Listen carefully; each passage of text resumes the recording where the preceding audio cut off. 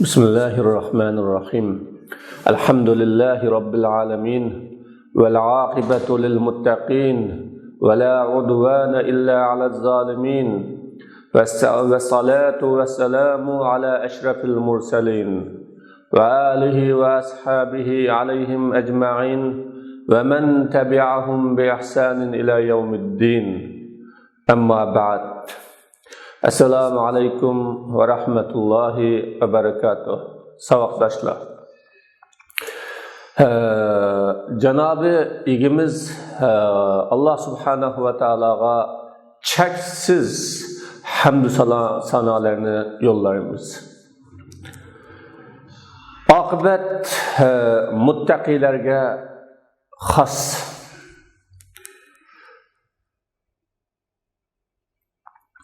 Yani egimiz Allah subhanahu wa ta'alaga maqtaş, madhilash, güzel hamd sanolar bulsun.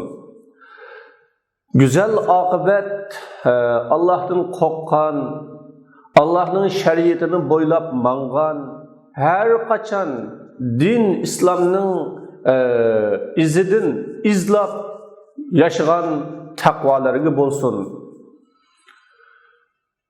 Tecavüz qilish, tecavüzini qaytirish, tecavüzini chekindirish, tecavüzchilikni to'sash faqat zolimlarga bo'lsin. Ya'ni zolimlarga tecavüz qilish o shu zolimlarning tecavüzchiligi, zolimlarning zulmi va zolimlarningki qilmishlariga qaytirish bo'ladi.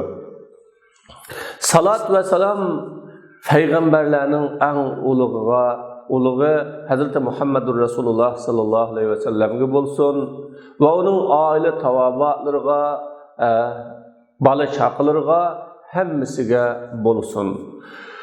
Kıyamet güngichilik yaxshilik bilan ularga ergashganlarga tavfiq, hidoyat bulsun. Maqsadga kelsak, biz bugün dersimizdeki ikinci kısmını başlamakçı. Birinci kısmısı da mukaddime bulup biz bu mukaddimede insanın tuncu mecburiyeti Allah subhanahu ve ta'ala'nı tunuş, ilim yolu arkalı peygamberini tunuş ve peygamberimizin peygamberlikinin rastlıkını tunuş ve din İslam'ını tunuş ve dünyaya nemi için yaratılganlığımızı yani neye ketayotganlığımızı tunuştan ibaret şu hakta toxtalganmiz. Bu insanın tuncu mecburiyeti. İnsan Allah'ını tunumay, peygamberini tunumay, İslam'ını tunumay ve dünyaya keliştiki hikmetini, dünyadan ketiştiki hikmetini, yani neye bardığanlıqını tunumay, yaşasa bu insanın hayvandan mutlak asla farkı yoktur. Şunun için insanın birinci mecburiyeti bu Allah'ını tunuş, peygamberini tunuş, İslam'ını tunuş ve hayattaki dünya özünün dünya kılıştaki hikmetini tunuş.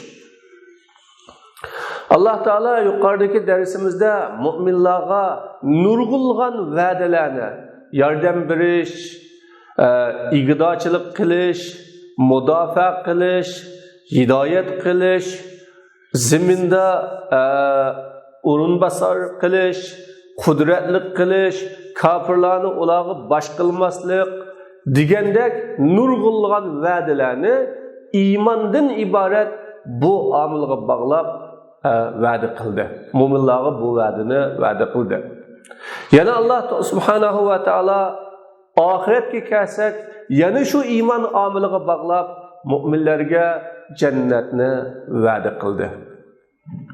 Ammo bugun musulmonlarning ahvoliga qarasak, musulmonlarning ahvoliga nazar solsak, dunyoning qaysi bir yeridagi musulmon ummatining ahvolida o'ylanadigan bo'lsak, Alloh taolaning yuqorida qilgan va'dalarining hech amalga oshmaganligini va musulmonlarda o va'dalarningki vujudga chiqmaganligini biz bayqay olamiz.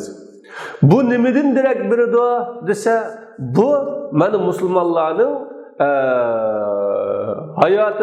hayotida iymonning sifatlaridan nurg'un sifatlarni yo'qotganligi, ya musulmonlarning iymonining ojiz bo'lib ketganligi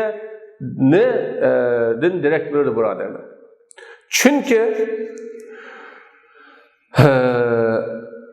musulmonlarning mushu iymonining ojizlab ketganligi, e'tiqodining ojizlab ketganligi ya iymonning talab taqozzolaridan bo'lgan nurg'unlagan sifatlarni musulmonlar qilmaganligi sababli ularga Alloh taolo qilgan va'dasi amalga oshmadi. Ammo mana bu dunyoda oshmadi. Bu dunyoda musulmonlar ko'ranmadi. Bu dunyoda Alloh qilgan va'dalarga musulmonlar erishamidi. Hamda oxiratga borgan chaqda ular erishami? Oxiratga borgan chaqda Alloh qilgan va'daga ular yetami? Oxiratga borgan chaqda Alloh taolo mu'minlarga qilgan jannatga kiralarmi desak, u ham mumkin bo'lmaydigan bir ish bo'lishi mumkin birodarlar. Buning sababi nima desa, Alloh taolo iymondan iborat bu omilga hayatı dünyada nurgun va'dalarni qildi. İmandan iborat bu amilga hem ahirette va'dani qildi. Bu imandan iborat daraxtning ikki putuqining birisi bu dunyoda meva bermagan bo'lsa, dunyoda ko'klamagan bo'lsa, dunyoda bu imandan iborat daraxtning bir putuqi yashamagan bo'lsa, amdiki oxiratdagi putuqi, oxiratdagi qismisi u yashirami, u meva berami, u soya berami, u bir bizga natija berami desak, yo'q. O'xshash ikki putuqning tigi bo'lgan bir daraxt u bir putuqi yashamadi, bir putuqi yashadi. Bir tarafi ko'kladi, bir tarafi ko'klamadi. Bunda ish yo'q. Bunun yıldızında mesele var. Onun tigide mesele var. Onun asli mahiyetinde yani hakikatinde mesele var. Şunun için o dünyadaki tarafı o yaşamıdı, meyvemidi. Anda boğanda ahiretteki tarafı hem yaşamazdıkta, meyvemezdik ve menfaat kılmazdık mümkün. Şolaşka biz bu imanni bir tushunish, imanni tunish va imanni zodi Alloh taolo qilgan va'dalarga erishgidek bir imonga erishish uchun imonning yo'lini bir bilish to'g'ri keldi. Mana bugun shu munosabat bilan darsimizning ikkinchi qismisi bo'lgan al-iymon va haqiqatu, iymon va uning haqiqati degan qismida to'xtalamiz. لقد بين الله سبحانه لعباده حقيقة الإيمان الذي يقبل الله به الأعمال ويتحقق به ما وعد الله المؤمنين. الله سبحانه وتعالى bendeleri üçün bendelik kılgan emellerini kubul kılıdığan ve mu'minlarga kılgan va'disi amilleşidigan imanning haqiqatini bayon qiladi. Alloh taolo shu iymanga nurg'un va'dalarni dunyoda va'da qilib turib, oxiratda ham shu iymanga va'da qilib turib, bu iymonning mohiyatini, bu iymonning haqiqatini, bu iymonning asli javhirini, ya'ni tigini bizga bayon qilmay, tushundirmay va uni bizga tunutmay ketishi mumkin emas birodarlar.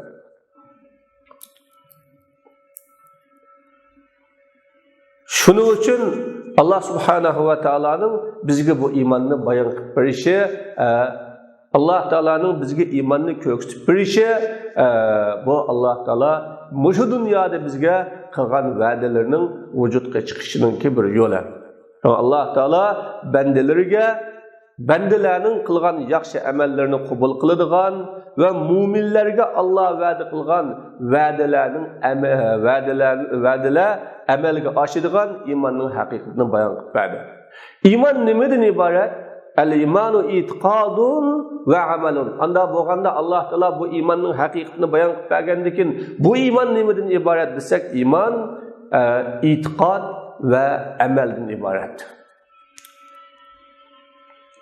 Allah innamal mu'minuna allazina amanu billahi va rasulihi summa lam yartabu va jahadu bi amwalihim va anfusihim fi sabilillah ulaika humus sadiqun degan so'zida iymonning haqiqatini bizni ko'rsatib, to'shqan mu'minlar, mukammal mu'minlar, Allohga ishongan, Allohning payg'ambariga ishongan, on iymonida mutlaq shak qilmagan, o'zining meli, jonlari bilan Alloh yo'lida jihad qilgan kishilardir.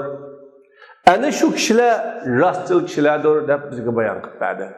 Demak, Alloh bu yerda mu'minni sifatlab, iymonni sifatlab, iymon nima desa, Allohga ishonish, payg'ambarga ishonish. Buningda shak qilmaslik. Meli va jini bilan Alloh yo'lida jihad qilish. Mana biz bu oyatdan Allah tarafından kabul kılıtkan rastıl imanның şak oylaşmıgan itiqat ikenlikini can ve mal bilen Allah yolunda cihat kılışta ifadelengen emel ikenlikini bu ayetin kırılı alayımız biz. Mana bu ayet bu imanның itiqat ve emel ikenlikini bizge ispatlap berip turuptu. Çünkü ayetin bir kısmısı "Ellezina amanu billahi ve rasulihi sümme lem yertabu." İkincisi "Vecahadu bi emvalihim ve enfusihim." Allah Teala şunu bayan kıldı.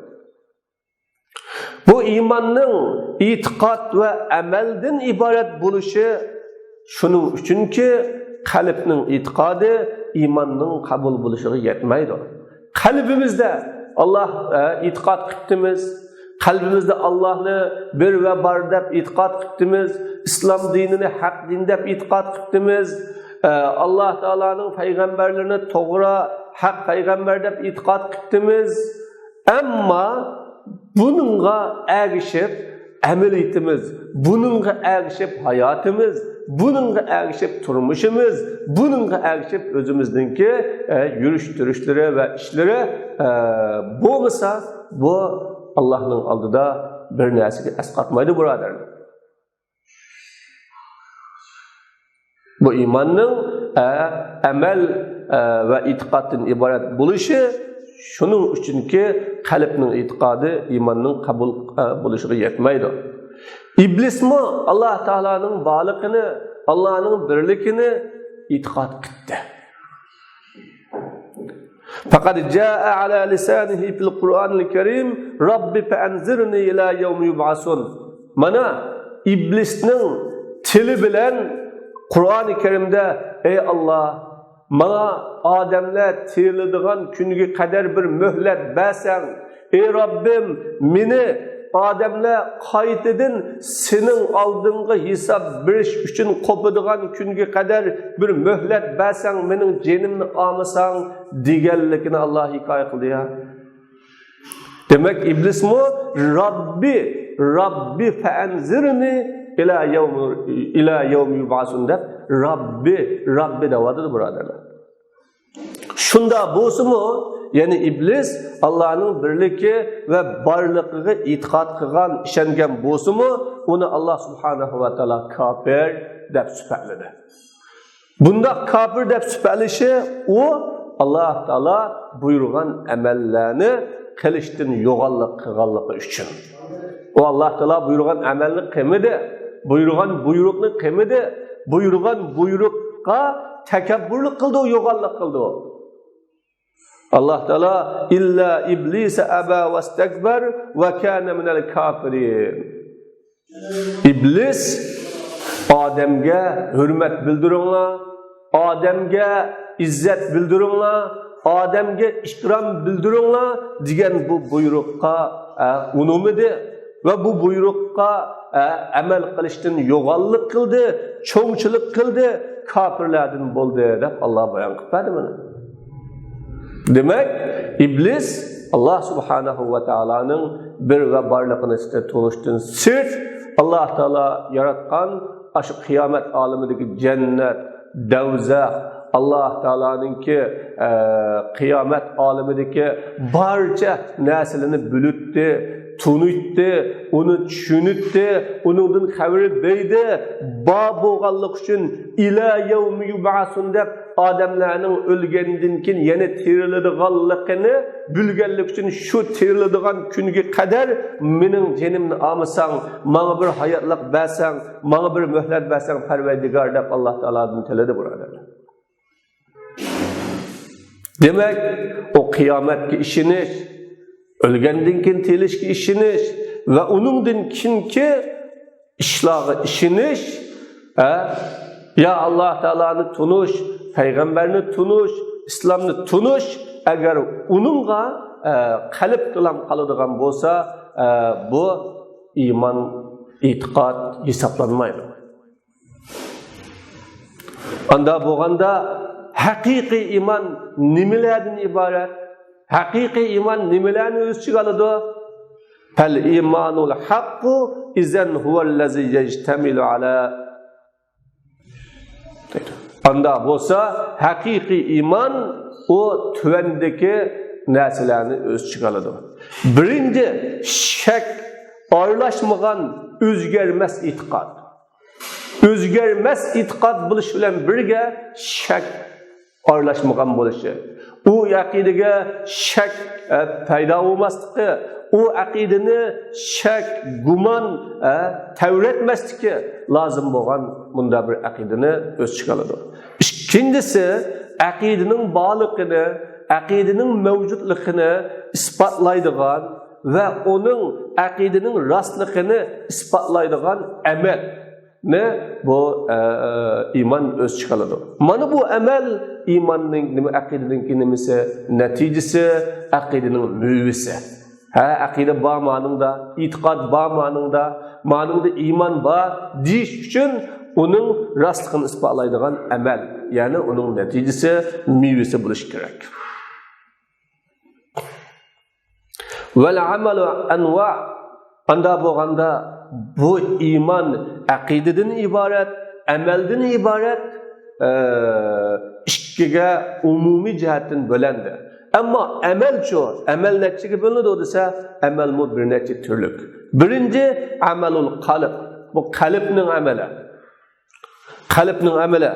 Allah subhanahu ve ta'ala'dan kokuş, Allah ta'ala tarafıga qaytish, Allah'a yülünüş, Allah'a işence kılış, Allah'a özünü tapşırış ve onundan başka Allah Teala tarafından yüzlünüş, ümidini Allah Subhanahu ve Teala kılış, diğerine okşaş, nurgulgan ibadeti kalbiyle bulup, bu kalbinin ibadeti bu.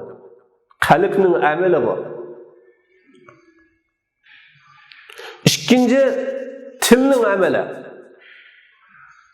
Şahadetenini sözlügen, yani kelime-i tayyibini sözlügen, tesbih, Allah Teala'ga tesbih etkan, Allah Teala'dan günahlarının keçirim buluşunu sorgan, istiğfar etkan, Allah Teala tarafıga davet kılgan, okşugan, tilinin ameliden ibaret. Üçüncüsü, azalarımızın ameli. Namaz okuş, zakat beriş, hem zakat mı azalının ameli. Çünkü iktisat tepiş için insan davamlık medilganda, davamlık hareket kılganda, iktisat tepiş için davamlık capa tatip işlegen çağda an tapkılı buludu. Ruzumu hem bu nemeninki azalının ameli. İnsan qo'shiqqa yemi, içmi, qanchalik qiynalganligi, qanchalik usiz qolganligi, qanchalik bu ro'za tutish jarayonida jafo tortganligini inson o'zi biladi. Alloh yo'lida jihad qilish, Allah uchun, Allah'ın dinini üstün qilg'ili, Allah Teala'nın dinini Müslümanlar otursa yaygılı, kengaytkili, Müslümanlarını Allah Teala'nı Müslümanlarga Allah Teala'nı tunutkili ve Allah Teala'nın dinini davet kılgılı ilim eliş. Bu ilim eliş yoludu mu? Nurgun cefalar var.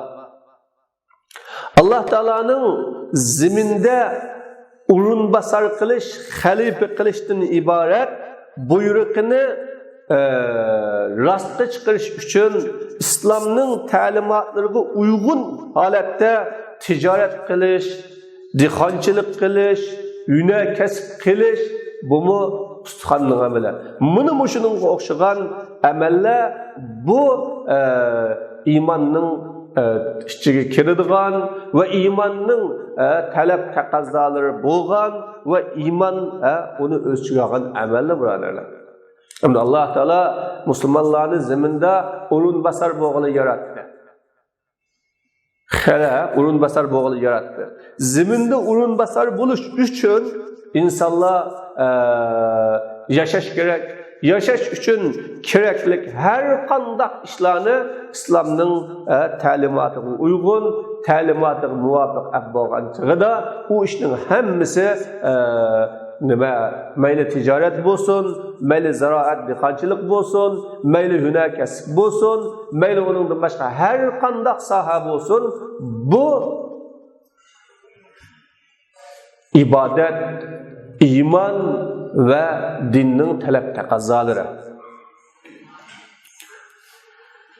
Endi iymon kuchayamdi, ojizlamdi. Al-imanu yazidu va yanqus. Iymon küçüydü ve acizlaydı. İman küçüydü ve acizlaydı. İmanını küçeytidigan, imanını ziyade kılıdigan, imanını aşırıdigan nurgun sebepler var.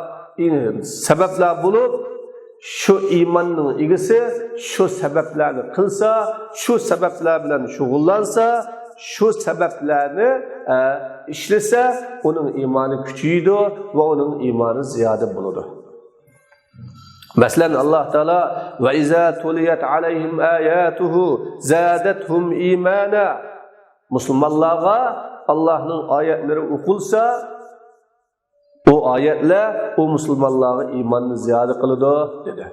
Demek imanını ziyade kılıdıgan, imanını küçeytidigan, insanın imanını güçlendirdiğin amillarning birisi tilavetul Kur'an, Kur'an-ı Kerim'ni okuş. Yani o Müslümanlar qanday qiladi? İman Allah Teala mundaq dedi, Allah Teala mundaq davet ediyor, Allah Teala'nın kelamıda mundaq deb ba, Allah Teala bizden mani talep kıldı dese, Müslüman lebbeyk. Biz onu kılili, biz onunla tayyar. Biz şu Allah Teala'nın hükmü boyunca yaşaytmız, biz şunun talep taqozzosida amal qilamiz deyish orqali onun imanı küçüydü. Ve onunla özünün hayatını tatbiqlash ve onunla özünün hayatlarını selish orqali hem yeni imanı küçüydü. Demek taat ibadetle bu imanını küçeytidigan, imanını ziyade qiladigan amillar. وَهُنَاكَ أَسْبَابٌ مِنَ الْمَعَاسِ تُضَعِّفُ الْإِيمَانِ. Bu yerde imanını acizlaştırıp edigan, imanını solaştırıp edigan günah ma'siyetten ibaret sebepler mi var? İman nime bilen acizlaydı? Günah ma'siyet bilen acizlaydı. Hatalıkla bilen acizlaydı. Allah Teala'nın buyurgan buyruğunu kâmeslik bilen acizlaydı. Resulullah sallallahu aleyhi ve sellem La yezni zani hine yezni ve huve mu'min degan sözüde bunu bizge bayan kıldı. Zinakor, zina kılgan çağıda imanı ve halette zina kılmaydı. Yani iman mutlak yokulap gidiyordu. İmandan ayrılıp kalıdı. İman onundan bütün çıkıp gidiyordu degen gap emas bu. İmanın gücü şu zina kılgıcı, zina kılgan çağıda onun zinaga bo'lgan şehveti, onun zinaga bo'lgan havisi ve onun zina kılgan çağıdaki günah ma'siyatga bo'lgan talpinishi din imanning kuchi ojiz, imanning kuchi tuvan kap qilib iman o insanın şehvetinin küçüdün, hevesinin küçüdün ve havanın küçüdün tosap kalanbay imanının küçü bir mehel o zinakorunun şehvetinin küçü aslında kapqaladı. Şunda kapqalganlık için bu iman haletini zina kılmaydı degen bolur. Demek imanның küçüydüğanlığı, imanның acizlaydığanlığı bu hem ma'lum. Biz imanni iza aradnal fawda bi tahqiqil iman fa'alayna an nuqima. Endi biz muş imanni bir reallıkka aylandırıla, imanni rastga chiqirla, imanni bir amilleştirile deganni maqsad qilsak, bizning qiladigan ishimiz bu imanni birinchidan qalblarimizda ilm yo'li orqali o'zgarmas tasdiq qilish. Bu iman bizning qalbimizda ilim yolu arqılıq şu imanni bilib, imanni tushunib, imanni tunib, haqiqiy imanning nimaligini bayqab, qalbimizda shuningga bo'lgan bir ishash, shuningga bo'lgan bir jazmiyat, shuningga bo'lgan bir keskin ishash shakllanishi lozim. Mushu xil shaklda imanni qalbimizda tasdiq qilib tug'izishimiz. Ikkinchi, qalbimizda amel süptide imanni vücudga chiqarishimiz kerak. Qaysi eslitish yo'li orqali davomli qalbimizga eslitish, nasihat qilish ve Allah Teala'nın kainat ayetlerinde, Kur'an ayetlerinde Allah Teala'nın müminlere kılgan vədiside ve kafirlere kılgan tehdit, kafirlere kılgan vəidlerinde uylunuş yolu arqılı kalbimizde bir emel süptide bu imanını tozuşumuz lazım. Yani hem de Allah Subhanahu ve Teala'nın ayetleri iki xil. Kitabun yutla, kitabun la yutla. Tilavet kılınıdığan ayet, bu tilavet kılınıdığan ayet Kur'an'ın ayetleri, tilavet kılınmaydıgan ayet kasidisi kainatın ayetleri. Ta, gün, ay, Allah Teala'nın dünyada yaratgan mahlukatları her birisi birden bir ayet. Demek, mana şu ayetlerde uylunuş, tefekkür kılış, Allah'ın kainat ayetleri de ve Kur'an ayetleri tefekkür kılış, Allah Teala müminlere kılgan vədeleri tefekkür kılış, münafıklara, kafirlere kılgan vəidleri tefekkür kılış arqılı biz bu imanını kalbimizde emel süptide bir şekillendirişimiz bizge lazım. Üçüncüden bu imanını tilimiz arqılı söz süptide şekillendirişimiz lazım. Yani bizim çıkan sözümüz davamlıq iman buluşu, davamlıq imanın taqazzası bilen buluşu. Bu iman buluşu, yani çıkan sözümüzün iman buluşu, çıkan sözümüzün ki imanın taqazzası buluşu nemi bilen dese, köp esleşlik bilen. Allah'ını köp esleş, haq gap qilish, Allah Teala'nın dinini davet qilish, yaxshilikni buyurish, yomonlikdan to'sish, ilm ügünish, uni ügütish, haqqa vasiyat qilish, sabrga vasiyat qilishdan iborat. Mana bu tilimizden çıkarılan her bir sözünü imanның talebi ve taqazzasına uygun halet edip kılıştık bilen bu imanını söz şeklinde, tilimizdeki söz şeklinde tutmuşumuz lazım. Dördüncü, azalarımız arkalık. Dördüncüsü, bu imanını azalarımız arkalık emeldi şekillendirişimiz lazım. Yani bizim azalarımız, bedellerimiz, ustahallarımız din iman tepçip duruşu, iman ifadelenip duruşu, iman aks etip duruşu lazım. Bu İslam'ın erkanlarını tuğuzuş, İslam erkanlarını tuğuzuş, Allah yolunda mal ve can bilen cihat kılış Allah Teala'nın buyrug'iga bo'ysunish uchun o'zimizning nafsi bilan kurash qilish, solih, yaxshi kishilar bilan hamdostxon bo'lish, suhbatdosh bo'lish, birga o'ltirish orqali bu iymonni amal sifatida shakllantirishimiz lozim. Demak, bu iymonni bir reallikqa aylantirili, iymonni bir vujudga chiqarili deydi ekanmiz. Birinchi qalblarimizda tasdiq sifatida, ikkinchi qalblarimizda tafakkur amal sifatida, uchinchi tilimizda so'z sifatida, to'rtinchi a'zolarimizda amal sifatida vujudga chiqishi va reallikqa aylanishi lozim. Shunda qilgan chog'imizda anandan keyin biz iymonning hamma qismisini, ya'ni e'tiqod qismisi, amal qismisi, amallarning turi bo'lgan qalbdagi amal, tildagi amal, a'zolidagi amal hammasini biz vujudga chiqara olamiz.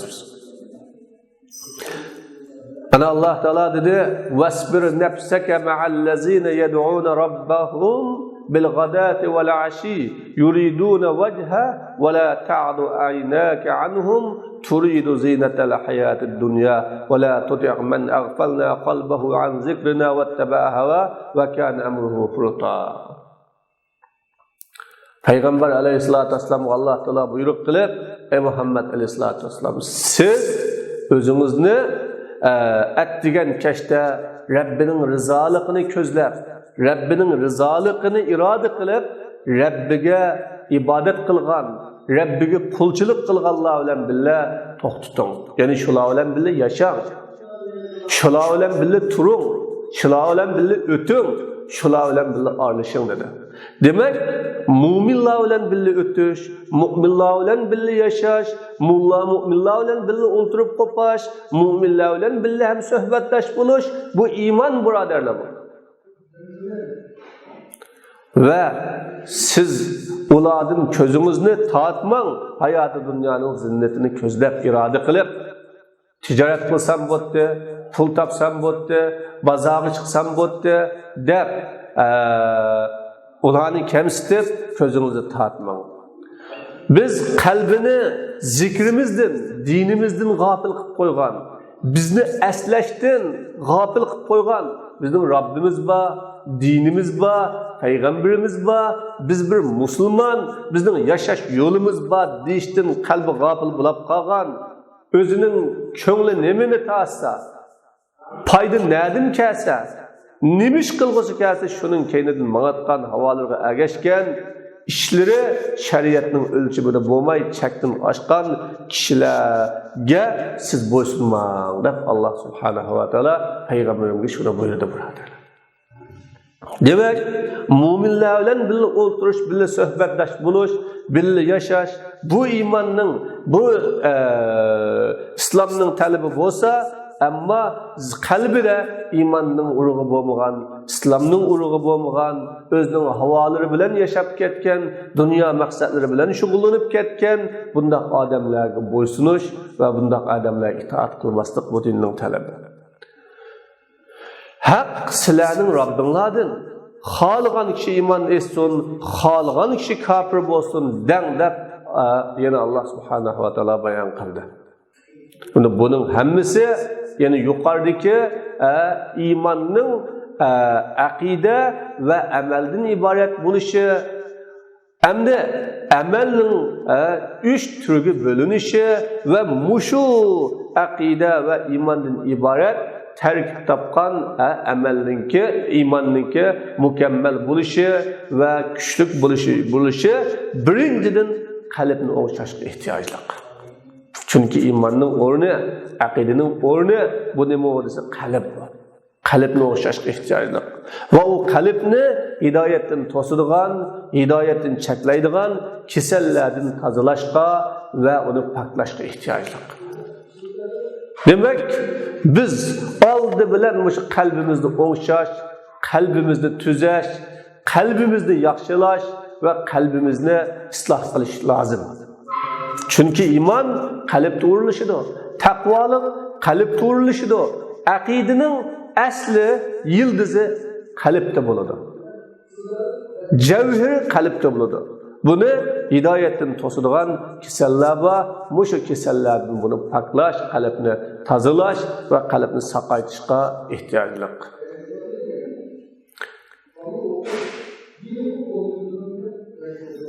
İslahul qalb, qalbni o'ngshash va qalbni tuzish. Endi qalbni o'ngshashning yo'llari qaysi? Qaysi xil yo'llar bilan qalb o'ngshiladi, qaysi xil yo'llar bilan qalb tuziladi desa, birinchi bu qalbni o'ngshash.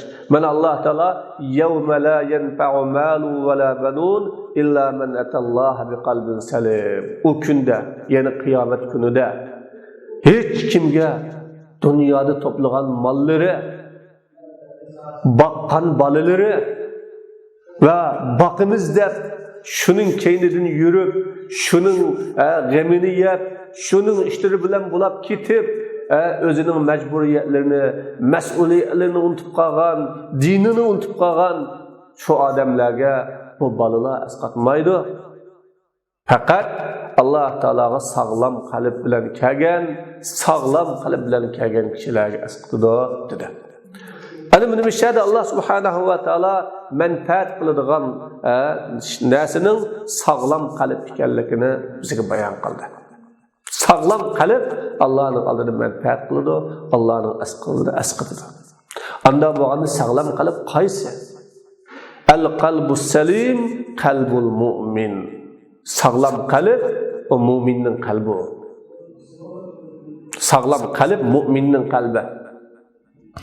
فكما أن الأرض الصالحة للزراعة تتصف بأوصاف فكذلك قلب المؤمن يتصف بأوصاف. Dixanchilik qilishqa, terikchilik qilishqa, terishqa yaraydigan tuproq bir necha turli sifatlar bilan sifatlanganidek, mu'minning qalbimi bir necha turli sifatlar bilan sifatlanadi. Siz bir tuproqqa urug' solmoqchi bo'lsangiz, shu tuproqningki urug' selishingiz uchun, terishingiz uchun, shu tuproqdan foydalanishingiz uchun qanday shartlar, qanday sifatlar bo'lishi kerak bu tuproqning. Ana shuningdek, mu'minning qalbimi shu sifatlar bilan sifatlanishi kerak. Bu sifatlardan birisi birinchi al-iqbalu alal haq. Bu qalb haqqa davomli turda yuzlanish, haqqa davomli turda oldini qilish, davomli haqni izlash va haqqa qarash mana bu. Bu haqni izlagan, haqni yuzlangan, haqqa oldini qilgan, davomli haqni izlagan qalbdan haqni tunish va unga ergashish nima kelib chiqadi. Endi bu haqqa oldini qilishlan bo'lmaydi. Shu haqqa oldini qilishdan haqni tunish va haqni ergashish natija berishi lozim. Agar o haqni tunudi, haqqi yuzlandi, men haqqa moyilligim bor, haqni qabul qilgim bor, chiqib haqni topsam deyman deb qo'ygan bilan, ammo u haqni tuniyanmasa, haqni tunigandan keyin u haqqa ergishanmasa, bu yana yolg'on. Alloh taolo tabashshir ibadiyallazina yastami'unal qawla fayattabi'una ahsana ulaikallazina hadahumulloh va ulaika hum ulul albab. Sözünü tinglashaydigan,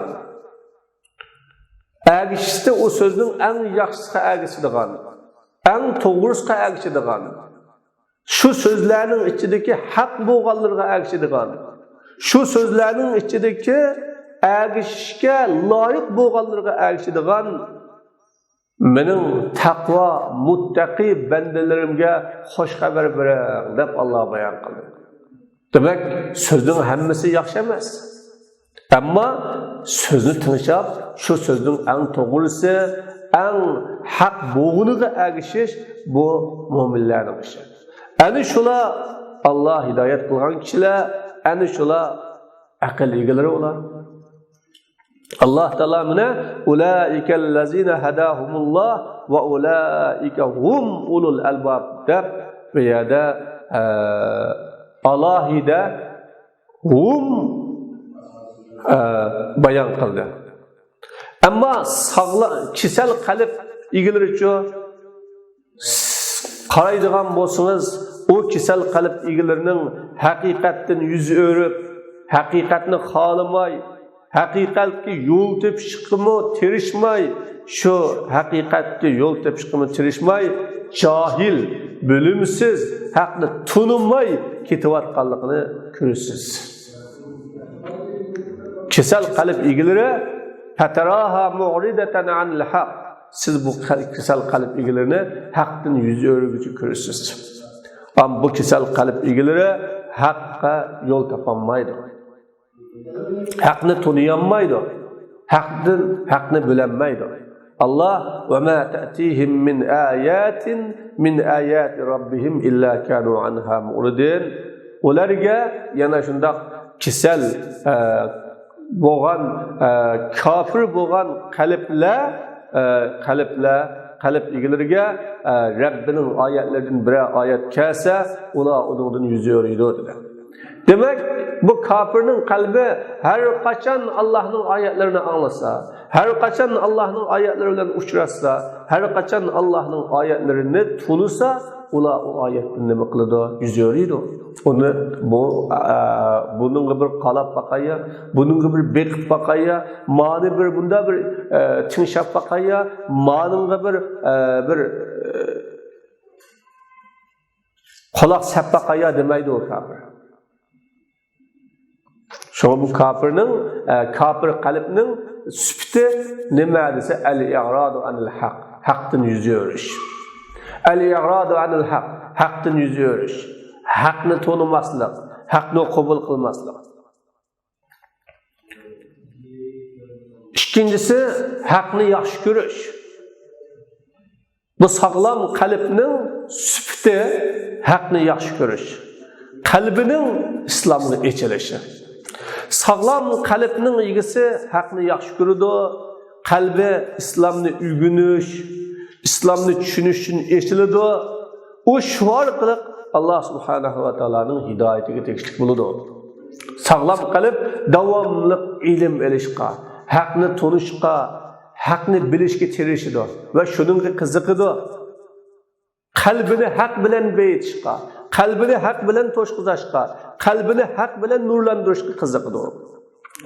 Bu orqali o'sha haqni yaxshi ko'rgan va islomni o'rganish uchun o echilgan qalbga hidoyat tushadi. Amma sahibul qalbi salim, amma kesel qalb egisi bu siz o kesel qalb egisinin haqni yomon ko'rgan va qalbining islomni tanishlash uchun siqilganligini ko'rasiz.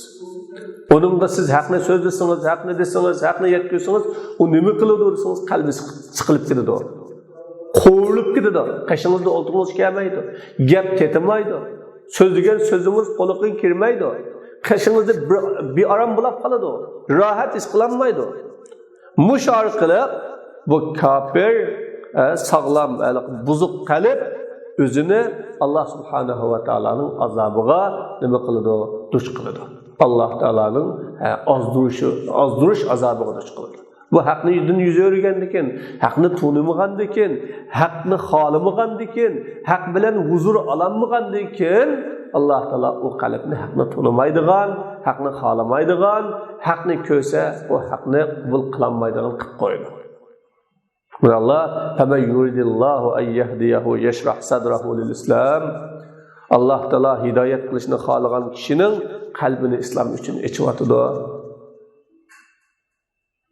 Ozdirishni xohlagan kishini bo'lsa, Allah Taala xuddi u kishi osmonga o'lgandek qalbini ta siqilish ichida qilib qo'ydi dedi. Demak, hidoyatni tunish uchun hidoyatni islomga yuzlanish, islomni qabul qilish, islomga bo'lgan muhabbatning eshi Allah Taolaning o qalbni hidoyat qilishni xohlaganligi.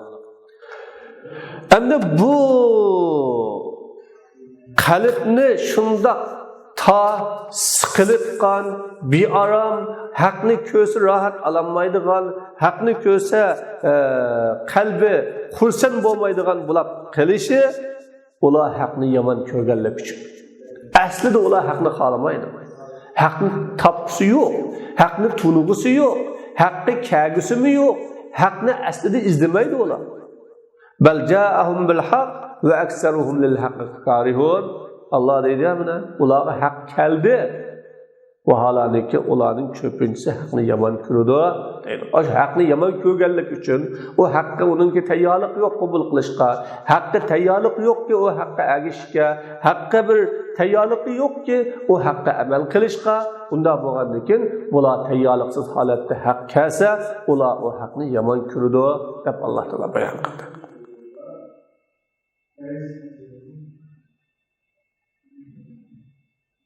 Üçüncü, sağlam qalbning sifatlaridan birisi iymonning da'vatiga ijobat qilish.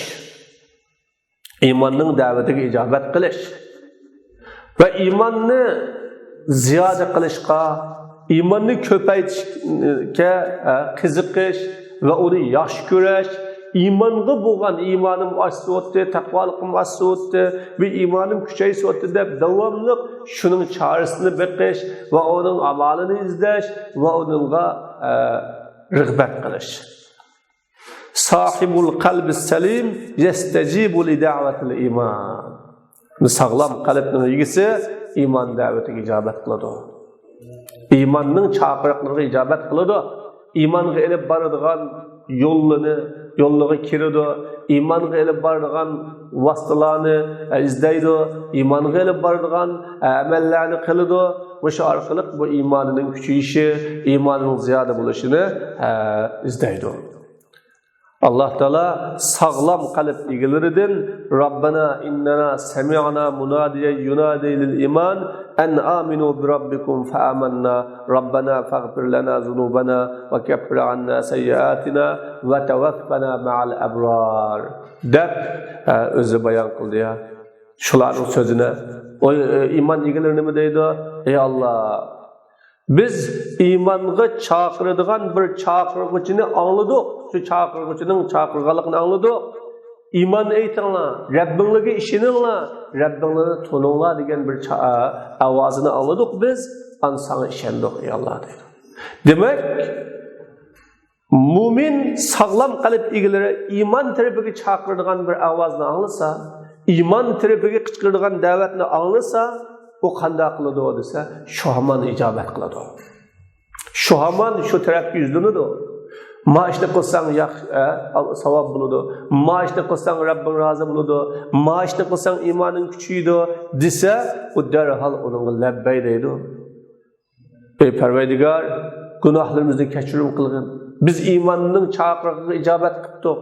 Iymonning talabiga ovoz qo'shabdik. Iymonning da'vatini qabul qildik.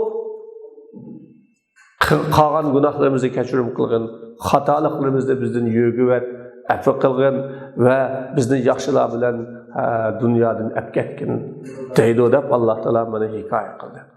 Demak, iymonga chaqiruvchining chaqirganligini anglagan hamon sog'lom qalbdan hosil bo'ladigini fa'amanna fastajabna ijobat qildik. Mu'min davomli iymonini kuchaytirishni, iymonini oshirishni, iymonini ziyoda qilishni yaxshi ko'rdi, davomli. Shuni suydi. Alloh taolo dedi ya: "Va iza ma unzila sura faminhum man yaqulu ayyukum zadatu hazihi imana." Qachon bir sura nozil qilinsa, u insonlardan bir turkumlari oy sizlarga bu sura qaysinligi bu sura iymonni kuchaytirdi. Iymoni oshdi bu sura bilan. Iymoni ziyoda bo'ldi bu sura bilan. Kimning iymoni ko'p kuchaydi bu sura bilan deydi. Alloh taolo buni bayon qilib, ammo mu'minlar bu sura u mu'minlarga iymonni kuchaytirdi. Ular bundan xush bo'ladi ular. Mu'minlarning iymoni kuchaydi. Mu'minlarning iymoni ziyoda bo'ldi. Ammo qalblarida kasal odamlarcha o iymon sura ularga nijislikni ko'paytdi, nijislikka qo'shib, ularning qalbida bir kufrdan iborat, shirkdan iborat, nifaqdan iborat, shahvatdan iborat bir nijislik beydi. mana bu nejisligini mana bu sure yana ko'paytiryapti. Buningga inkor qilib, tenib, yuzurib, haq buni qabul qilmaslik bilan gunohning ustiga gunoh, ma'siyatining ustiga ma'siyat, nejislikning ustiga nejislik oshdi dedi. Amma ahlul qulubil marida, amma kasal qalb egilaricha ular Allohning dinidan yuz o'rgan, Allohning dinidan to'sqanlikni ko'rsatsan dedi. Allohning dinidan to'sish, Allohning dinidan cheklash va yaxshi amallardan boshqalarni qaytarish bu qalbning kasalligining bir ifodasi. Allah deydi: "Allazina yastahibbunal hayatad dunya alal oxirah."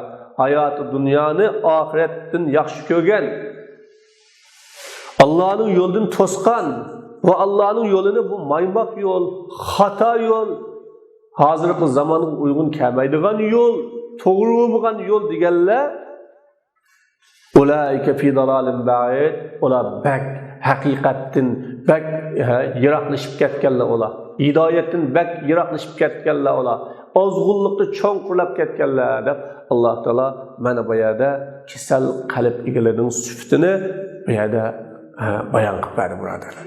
Demak, kasal qalb egalari nima qiladi desa, dunyoni oxiratdan bakroq yaxshi ko'radi, Allohning yo'lidan to'sidi va u yo'lni maymoq, xato deb e'tiqod qiladi. Ammo sog'lom qalb egalari cho desa, ular iymonning yo'lini yaxshi ko'rdi, ular taqvolikning yo'lini yaxshi ko'rdi, ular imanning kuchayganligiga, imanning oshqanligiga nima qiladi desa, xushal bo'ladi ular. Siz sog'lom egilarini o'zida o'ylanganligini ko'rasiz. Bu sog'lom qalb egalarining o'zida o'ylanganligini, davomli o'zida o'ylanadilar. Qanda men Rabbim rozi bo'lganda ish qila oladimmi?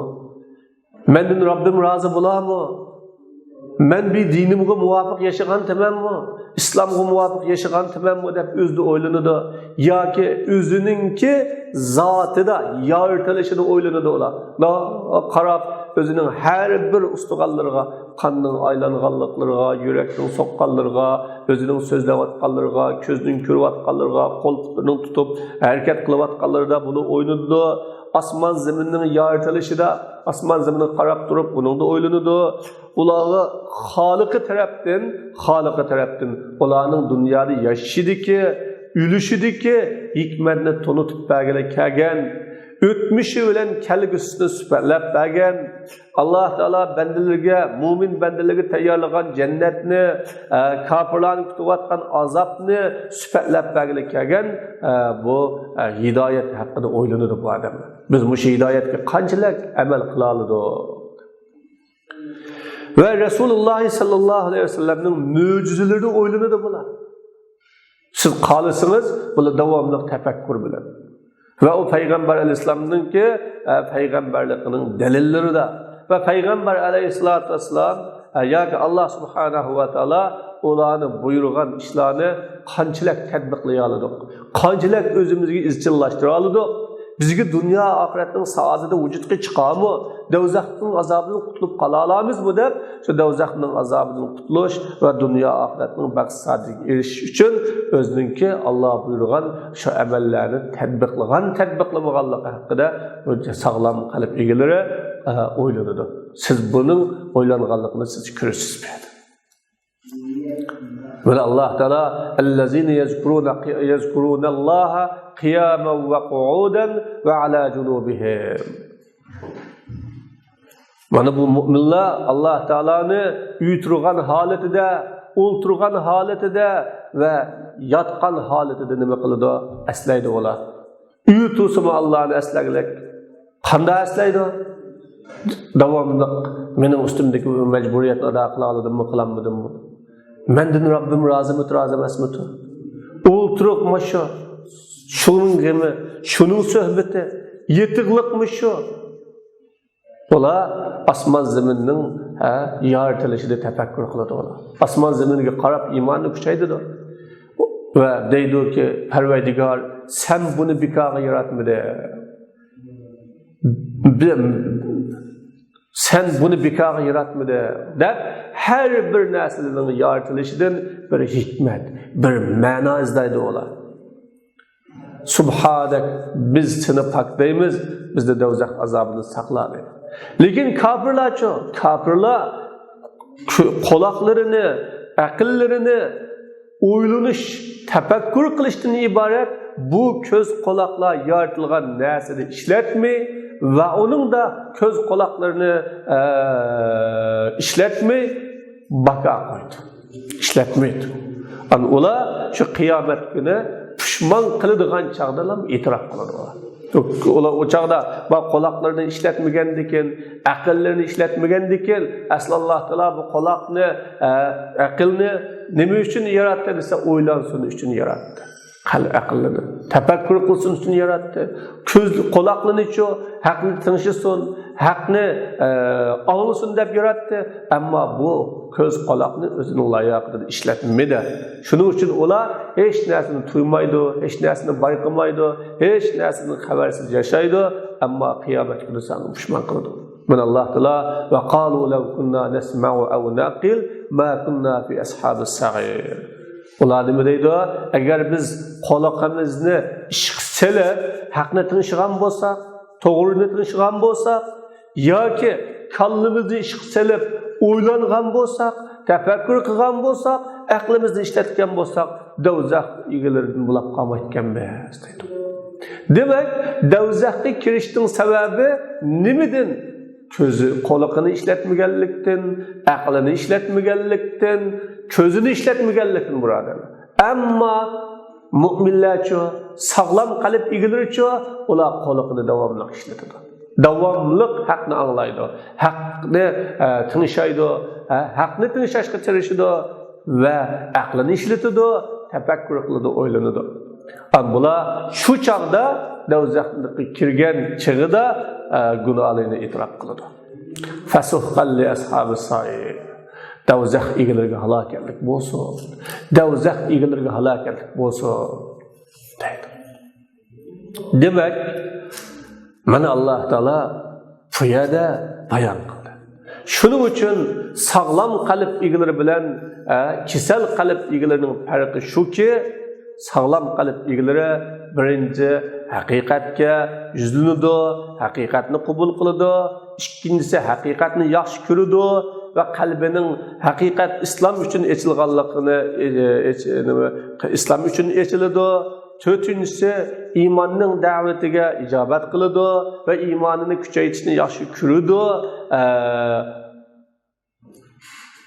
To'rtinchisi davomli aslab turadi, jazmiyat qiladi, Allohni aslisi qalbi yumshaydi, Qur'on hadisga ergishadi. Ammo mana biz bugun sog'lom qalb egalarining 3 sifatini bayon qildik. İkinci dersimizde inşallah bu sifatninki bir kısmısını yani 4. 5. kısmısını sözleyimiz. Allah Teala hemmelerge selametçilik versin. Esselamu aleyküm ve rahmetullahi ve berekatuhu.